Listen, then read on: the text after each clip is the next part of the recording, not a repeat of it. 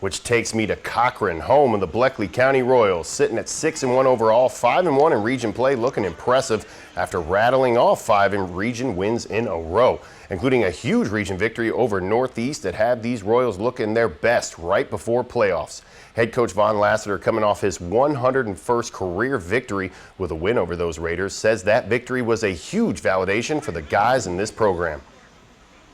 It validates the kids' hard work. You know, these kids right here, they come every day and they work and they do what they're supposed to do, and they're good kids, they're good people, and so they deserve to win. You know, and their coaches pour a lot into them, and kept telling them the whole week it's going to be a heavyweight knockout fight, and we were thankful and blessed to win the game. But it's going to be that way again this week, you know, and then again after that. So it's just where we are as a program. Now offensively, Bleckley is averaging almost 40 points a game behind junior quarterback Brody Fleming, who must be learning some things from cousin Jake Fromm because he has settled into his role under center quite nicely, throwing 8 TDs with only 4 picks while amounting 1,400 passing yards, good for 4th in the Class A D1 in the state. And with a big physical O-line, it's easier to give it to one of 4 wideouts with over 180 yards receiving on the season, like senior playmaker Octavius Tate Jr., leading with 424 of those, 14th best in the single A D1.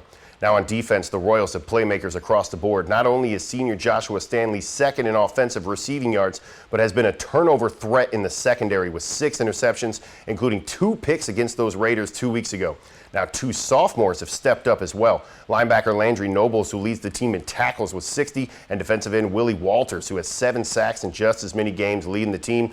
They have helped this unit tighten up in the red zone, allowing just 14 points a game.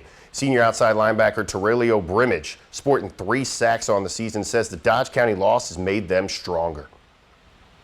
All right, so this is finna sound like real weird, but I hate that we lost to our rivals, but I'm glad it happened early on. We experienced the hurt and like the loss, and was like we don't want to feel this no more. Like this game means a lot to a lot of us, especially the seniors, and then setting the tone for the freshmen to say, hey, we can do this. This is not an unbeatable team, so it's going to be a downhill football game.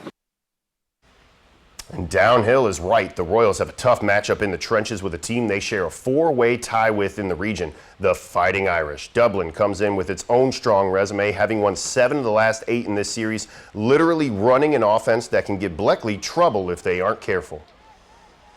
Wing T is probably one of the hardest offenses we don't play. Like, I remember the first day it just had us completely like, what are we looking at? Like, and then we learned from it, like from there, we can't be standing in the backfield. You got to read your key. You don't read your key, it's gonna be a long night. So you know, you go against Wing T. We haven't seen a Wing T since preseason against Hawkinsville. So Wing T's a different animal, and it's got to be just right. And so we're working on practice of scout teams. You know, he's got to be trying to get the look right. All those little bitty things that are real important for this week.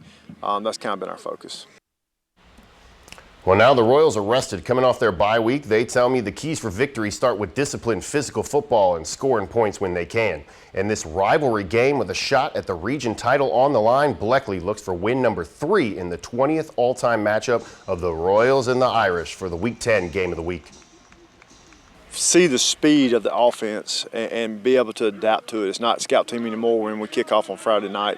And those guys, they have some really good players. We know a lot of people there. We spend a lot of time over there.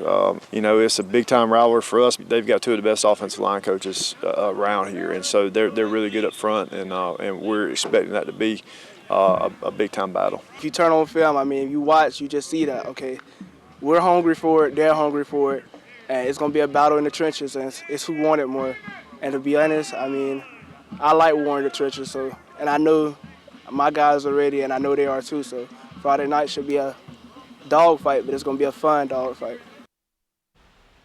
Can't wait for that dog fight.